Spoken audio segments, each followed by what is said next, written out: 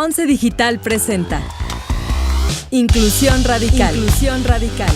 ¿Por qué no basta con aceptar la diversidad de nuestra sociedad? Hay que incluirla. Hola, ¿qué tal? Soy Eduardo Valenzuela, les doy la bienvenida a Inclusión Radical en uno de estos episodios que estamos dedicando a temas y problemáticas relacionadas con la comunidad LGBTTIQ. En este mes del orgullo les quiero seguir invitando a que sigamos luchando por nuestros derechos, por el reconocimiento de nuestras causas y por una igualdad y equidad en todos los sentidos. Hoy tenemos en el estudio a Miguel Fuentes. Miguel Fuentes ha dedicado gran parte de su vida a la investigación. Hoy es coordinador de investigación de YAG México. Ha trabajado con la UNESCO, con el Fondo de Población de la ONU, es autor, escritor, luchador social y platicábamos que candidato a doctor por la Universidad de California en Santa Bárbara. Miguel, bienvenido. Muchísimas gracias por estar con nosotros. Muchísimas gracias, Eduardo. Muchísimas gracias al podcast por invitarme y poder contar un poquito más del trabajo enormísimo que se viene para la comunidad LGBT en nuestro mes. Claro, y justo uniendo este punto porque no se espera en el tema de hoy, impactos diferenciados de la COVID-19 en la comunidad LGBTI+.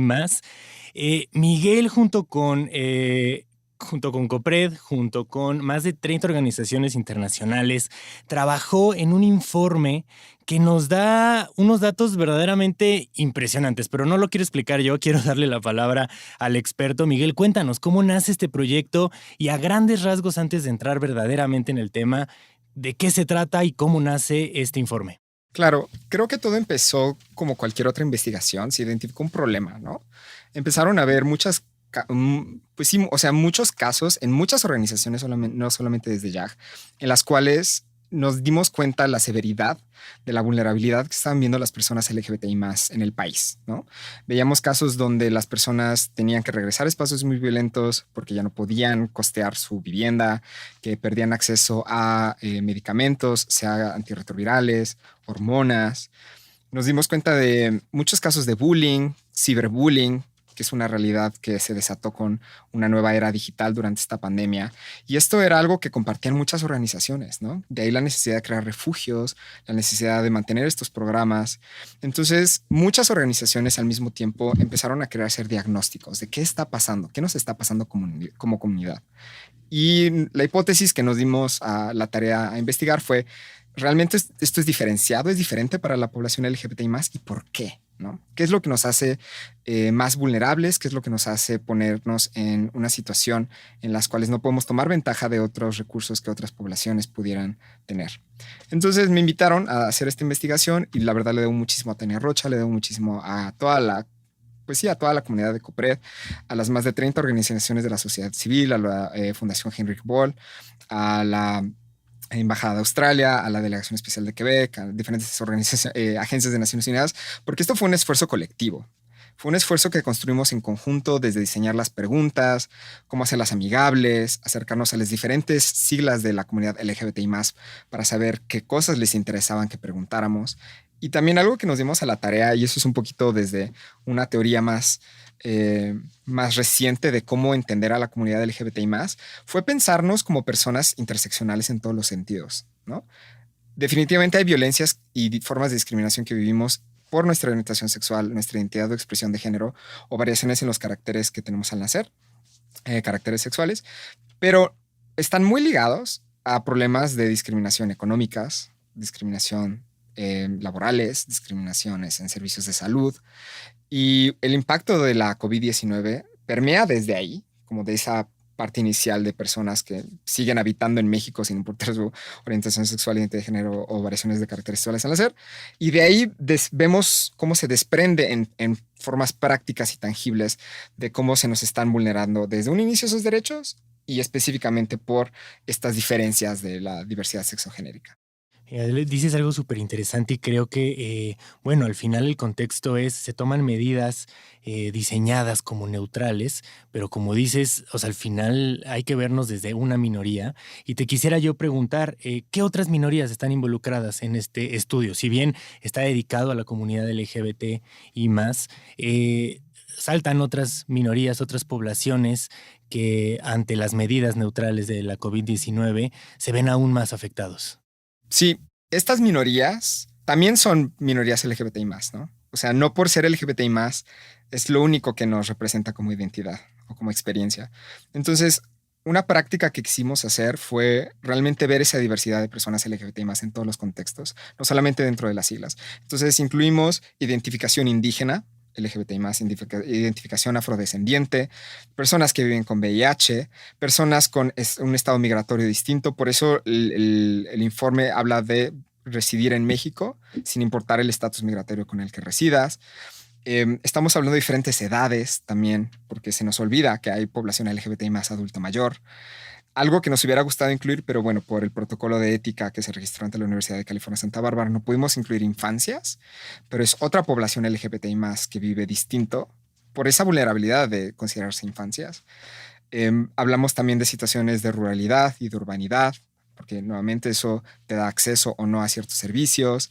Hablamos de diferencias socioeconómicas, hablamos de comunidades LGBTI más que viven con alguna discapacidad. Estamos incluyendo un nuevo modelo también de pensar la discapacidad que excede una visión ya bastante fuera de fecha de la legislación mexicana, usando nuevos marcos internacionales y nacionales.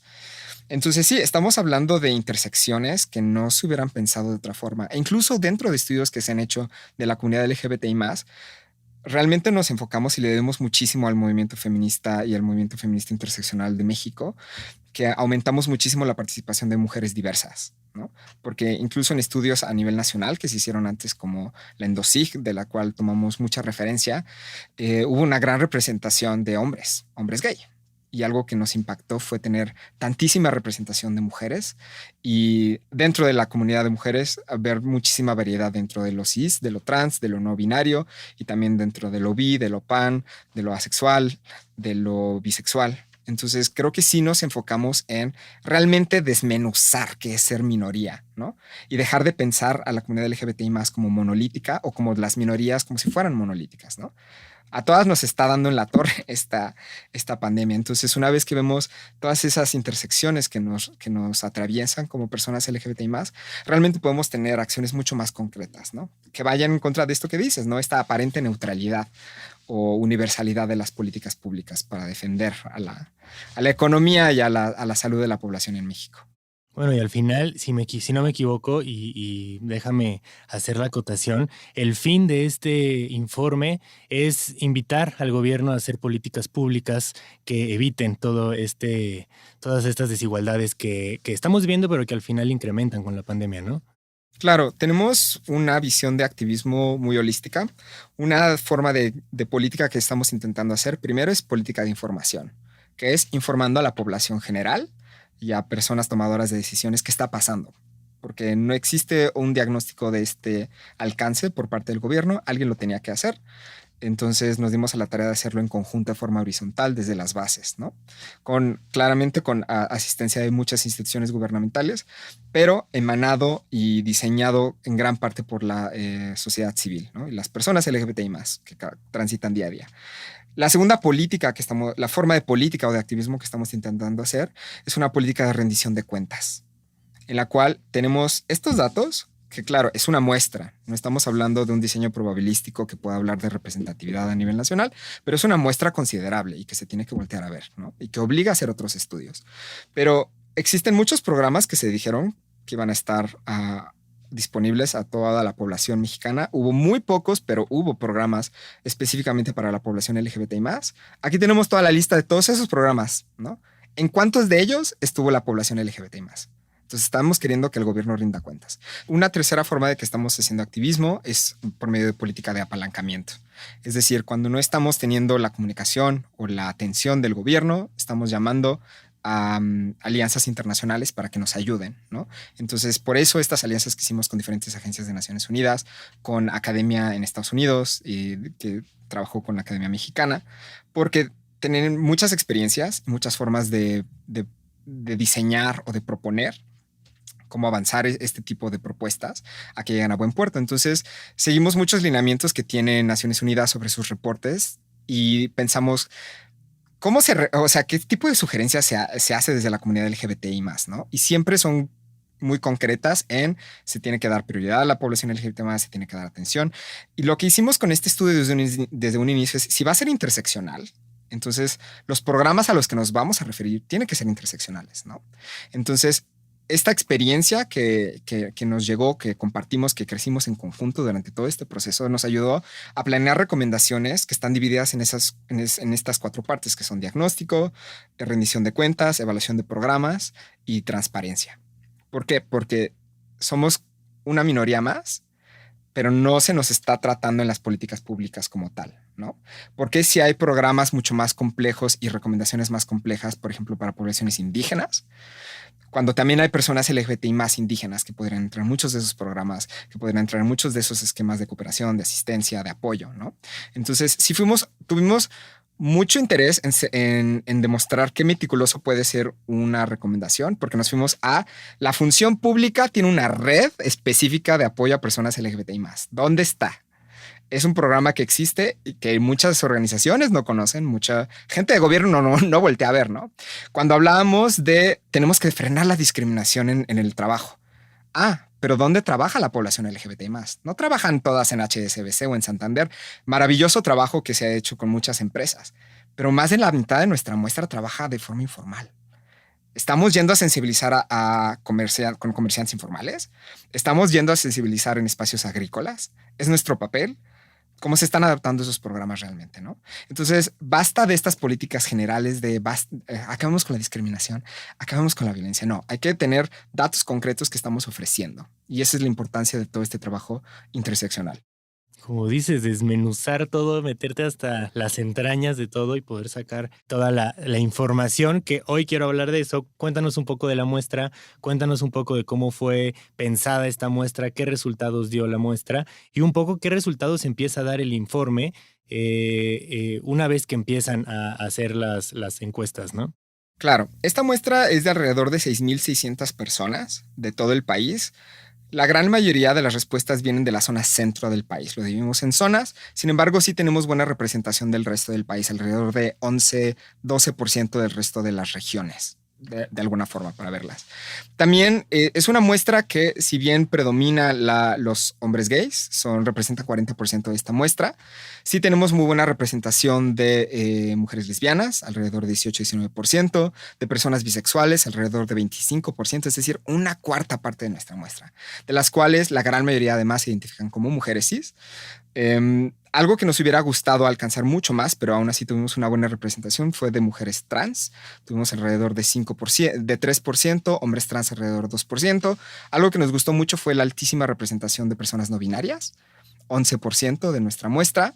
También tuvimos el promedio nacional que se reconoce hasta ahora de personas que nacieron con alguna variación intersexual, de 1%. Y la forma en la que diseñamos esta encuesta va en contra del canon de cómo se hacen los censos, de cómo se hace mucho muestreo, que tiene una visión, y perdón si me vuelvo muy técnico, pero tiene una visión de extraer información. Es lo que busca la versión positivista de conocimiento cuantitativo, ¿no?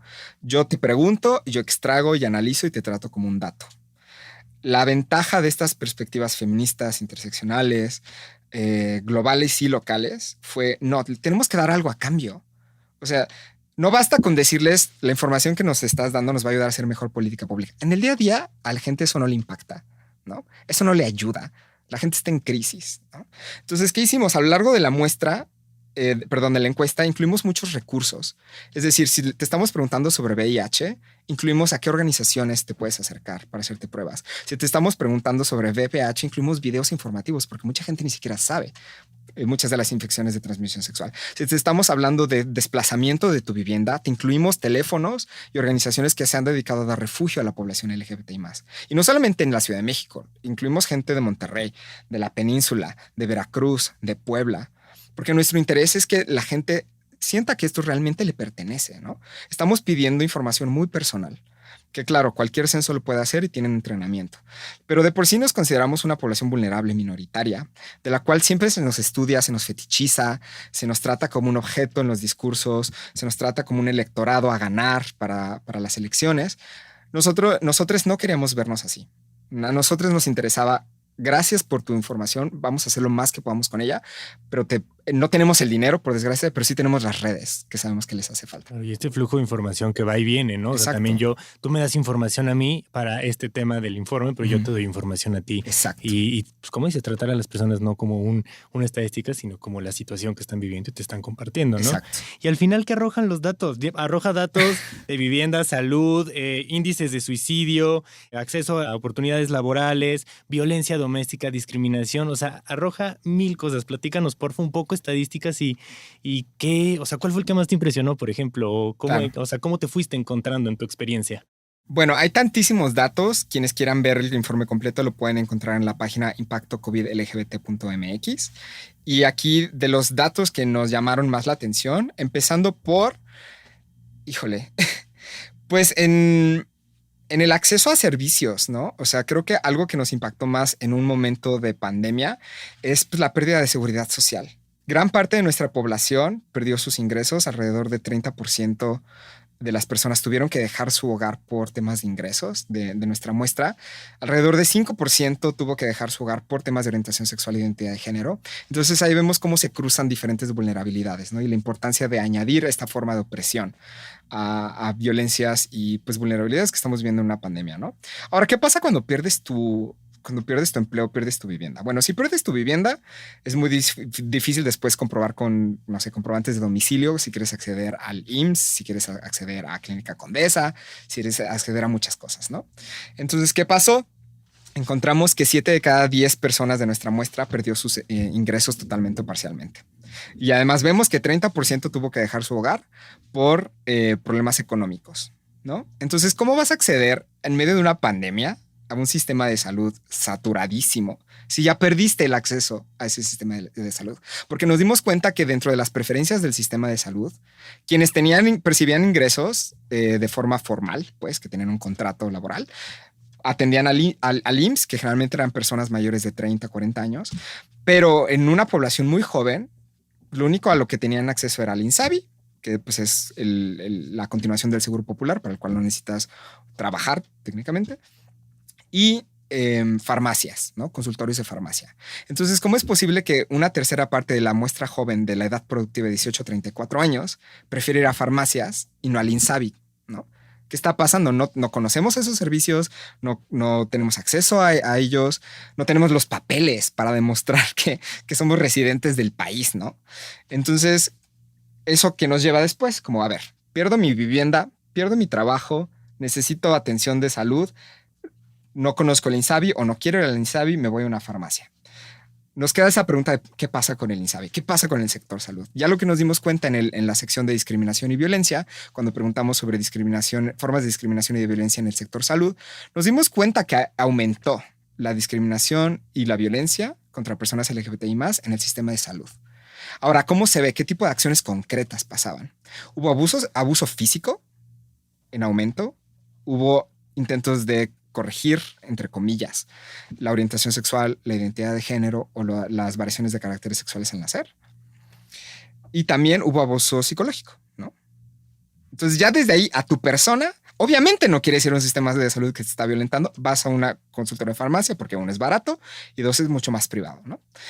Otra forma que nos dimos cuenta de violencia en el sector salud fue que no reconocían a tus parejas o a tus familiares si eras una persona LGBTI+. Entonces, ¿cómo van a acceder las personas derechohabientes que están afiliadas por ti al IMSS, por ejemplo, si no reconocen tu matrimonio, ¿no? Otra forma que también vimos de violencia fue a muchas personas trans que perdieron el acceso a terapia de reafirmación de género, es decir, terapia hormonal, sobre todo mujeres trans. Fue muy poca la población que respondió a estar en terapia hormonal. Alrededor de 5% de las personas trans y personas no binarias lo reportaron. No encontramos muestra de personas cisgénero que estuvieran en terapia hormonal, pero la gran mayoría perdió acceso. O sea, prácticamente todas perdieron acceso a hormonas, ¿no?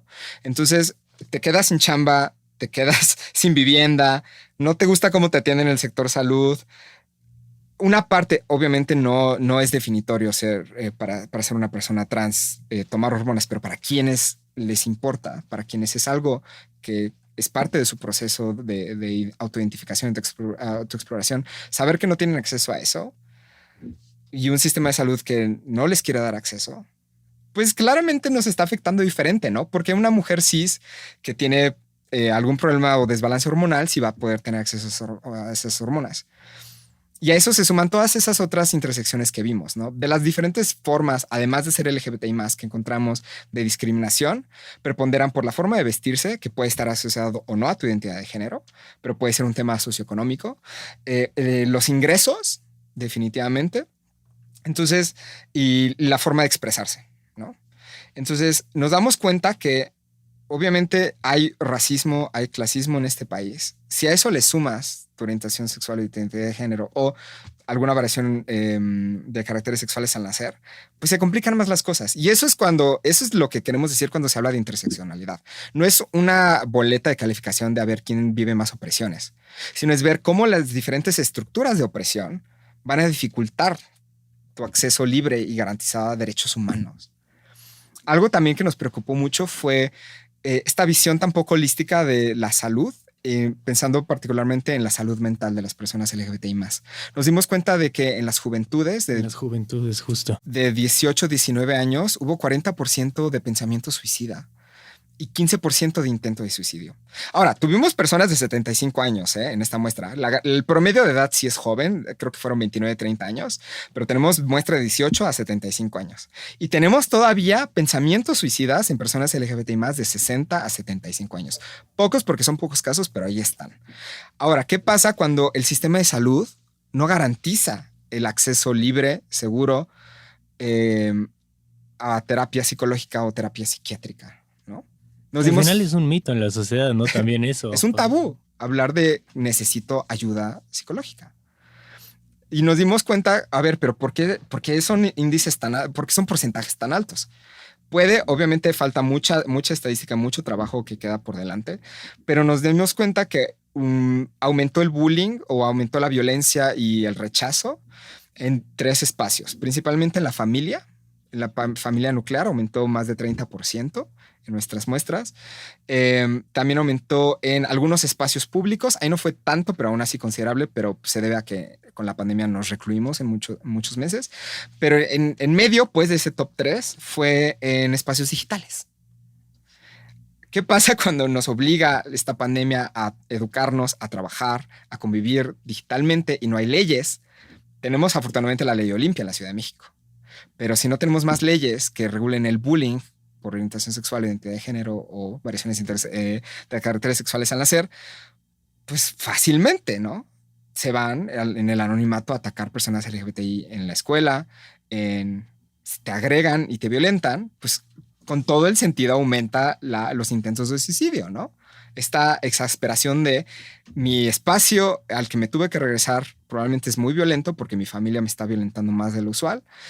Y el único espacio libre que me queda, que son las redes, pues me siguen violentando, ¿no? ¿Qué nos falta? ¿No? Entonces, como ves, es toda una cadena de eventos. Y me voy a regresar solamente rápido al empleo. El Coneval acaba de sacar datos recientes sobre la pobreza laboral, es decir, que tu ingreso no alcanza para la canasta básica. Fue muy alarmante, ¿no? O sea, más de 20% de la población LGBTI+ que reportó sobre ingresos no recibe ingresos. O sea, la población LGBTI+ vive por debajo de la canasta básica. O sea, estos datos que habla Coneval de la pobreza laboral, que aumentó 4 puntos porcentuales en el país en el último año, ahí estamos, ¿no? O sea, no es un mito, nos está pegando todavía más duro, ¿no? Hermoso hubiera sido tener datos sobre la población LGBTI+ y la pobreza laboral en 2019 para ver cómo ha cambiado, pero ahí nos estamos representando. Somos esos datos preocupantes. Tengo una pregunta puntual y yo me quiero regresar a... Bueno, la verdad es que es interesante. O sea, ya nos diste un gran panorama de cómo sí es muy grave esta situación, cómo sí hay que poner manos a la obra. Solo quiero hacer una pregunta un poco puntual. ¿Qué pasó con el tema del VIH? ¿Hubo límite de acceso a antirretrovirales, acompañamiento? ¿También pasó lo mismo? O sea, como que la comunidad que vive con VIH. Claro, de la comunidad LGBTI+ que vive con VIH que respondió sobre vivir con VIH, sobre conocer su estatus y reconocer abiertamente si vivían con VIH, tuvimos una muestra de alrededor de 13 a 16%, no recuerdo muy bien, de personas que contestaron que viven con VIH. Nos dimos cuenta que fue más exacerbado en el sur del país, en las regiones sur, O sea, el porcentaje de personas LGBTI más que viven con VIH fue mayor en el sur que en el centro o en el norte. Y para bien o para mal, no, los datos que arrojó esa pequeña muestra fue que 96% sí pudo estar en antirretrovirales. Sin embargo, 33% más o menos tuvo que interrumpirlos durante la pandemia. Ahora, de ese 33% que los interrumpió, 99% sí volvió a antirretrovirales. Ahora, eso, ¿qué análisis nos ofrece, no? Esos son los datos que nos ofrece. Primero, ¿qué pasa con ese porcentaje que no está en antirretroviral desde un inicio? ¿Es porque lo escogen? ¿Es porque no tuvieron acceso? Ahí hay un foco rojo, ¿no? El hecho de que se interrumpiera su acceso a antirretrovirales, si bien la gran mayoría pudo regresar, no sabemos cuánto tiempo se les interrumpió. No sabemos las implicaciones a su salud que eso tiene, porque muchas veces te tienen que cambiar el esquema. Muchas veces tienes que, por X o Y razón, estar buscando por otros lados, comprar, ¿no? Porque no sabemos también el grado de avance de presencia de VIH en tu cuerpo. Entonces, hay personas que pueden estar en una situación de mucho riesgo. Hay personas que pudieron aguantarlo un poco más, pero no se trata de eso, ¿no? No se trata de dejar volando a una población que necesita medicamentos para sobrevivir, ¿no? Ahora, ¿qué pasó específicamente con nuestra muestra? Porque también tenemos una parte cualitativa. Nos dimos cuenta de que mucha comunidad vivió algo que le llamamos doble closet. Tuvo que regresar a sus hogares y dejar de hablar de que son personas LGBTI+. No podían expresarse como personas LGBTI+, y tampoco podían hablar de que vivían con VIH. Entonces no podían salir por sus medicamentos. Entonces eso es otra razón por la que pudieron haberlos interrumpido. Si se ponían mal de algo, pues la familia inmediatamente pensaba que era COVID, ¿no? Entonces no podían expresarlo abiertamente. Entonces tenían que vivir muchos closets. Y hay personas que vivieron hasta un triple closet, ¿no? Personas trans, personas no binarias que estaban en hormonas, ¿no? Que no sabían que podían comprar las hormonas en farmacia porque se las daban en Clínica Condesa, si es que tenían acceso a Condesa.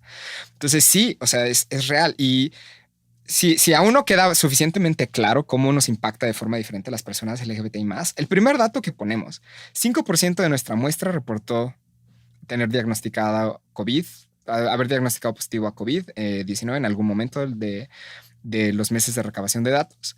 Para diciembre del año pasado, el promedio nacional no llegaba ni a 1%. En nuestra muestra era 5%. Personas LGBTI+ indígenas subían 9%. ¿No? Entonces nos está impactando, nos está dando más, ¿no? Mujeres trans les está dando más. Personas LGBT más indígenas les está dando más. O sea, hay muchas obviedades de por qué nos está impactando de diferente, que el gobierno no quiso voltear a ver, que mucha gente no conocía o no sabía por qué.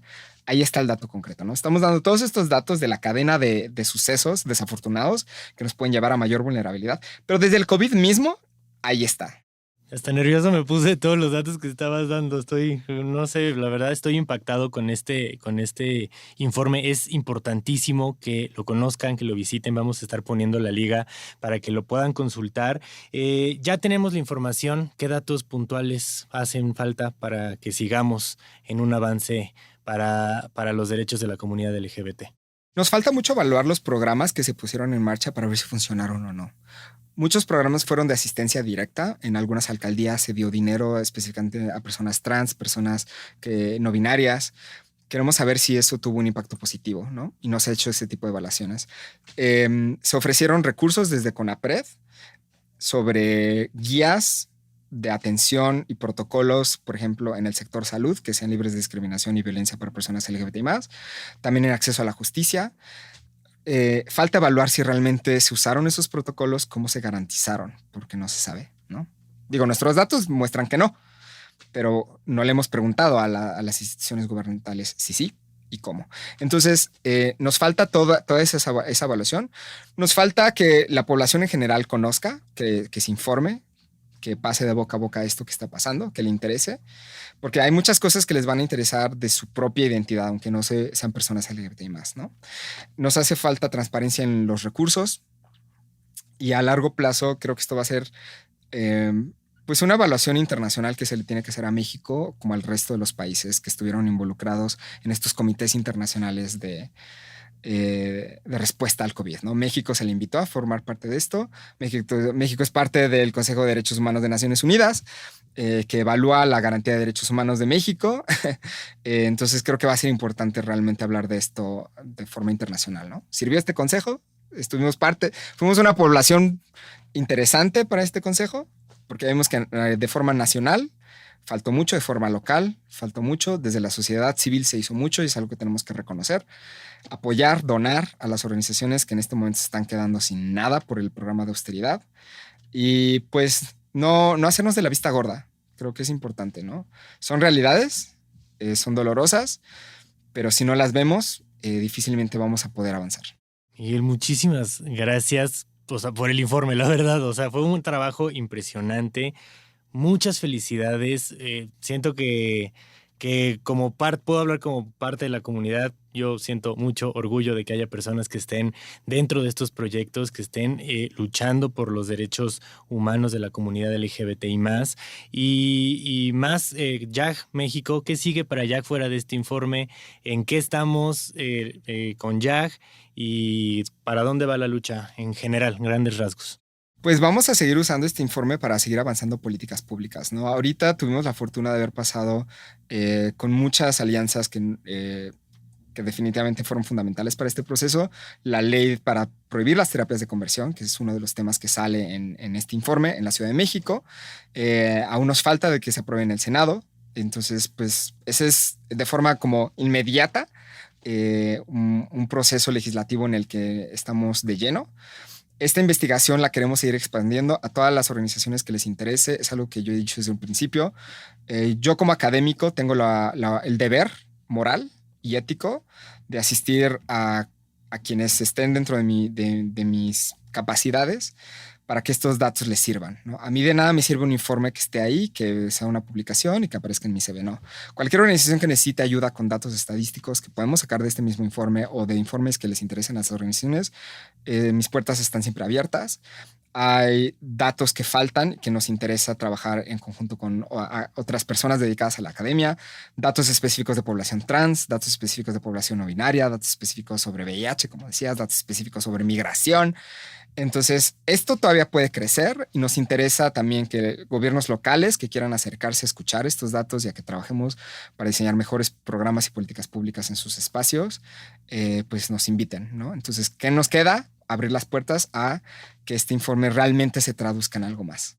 No, tiene que crecer esto, tiene que crecer y tienen que seguir con este proyecto. Miguel, muchísimas gracias por acompañarnos en este podcast Inclusión Radical. Te vamos a estar invitando para que nos sigas platicando del impacto que tiene este informe presente y futuro, ¿no?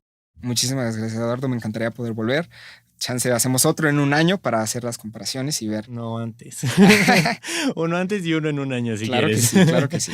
Perfecto, Miguel. Pues muchas gracias y les invito a seguir las redes sociales de YAG México, seguir las redes sociales de Miguel, seguir nuestras redes sociales, Canal 11 TV, y también escuchar el siguiente episodio el próximo martes para seguir tratando problemáticas que se crean alrededor de la diversidad y las oportunidades que nos da la inclusión para crear una sociedad desde la empatía y la justicia social. No olviden en escucharnos en todas nuestras plataformas de transmisión, Spotify, Apple Podcasts y iHeartRadio, y seguir los proyectos de 11 Digital, tanto Inclusión Radical como todos los proyectos que tenemos para ustedes. Gracias, Miguel. Nos vemos, escuchamos la próxima. Muchas gracias. Hasta luego. Síguenos en nuestras redes sociales como @Canal 11 TV y visita nuestro sitio web www.canal11.mx. Las opiniones vertidas en este programa son responsabilidad de quienes las emiten. El 11 las ha incluido en apoyo a la libertad de expresión y el respeto a la pluralidad. 11 Digital presentó Inclusión Radical, moderado por Eduardo Valenzuela. Talento adicional, Vania Belmont y Rodrigo Gutiérrez. Coordinación de producción, Daniel Acuapio y Moisés Romero. Operador de cabina, Rodrigo Bernaldez Rosas. Diseño sonoro y postproducción de Franco González. Con una investigación de Rodrigo Gutiérrez y Andrea Domínguez.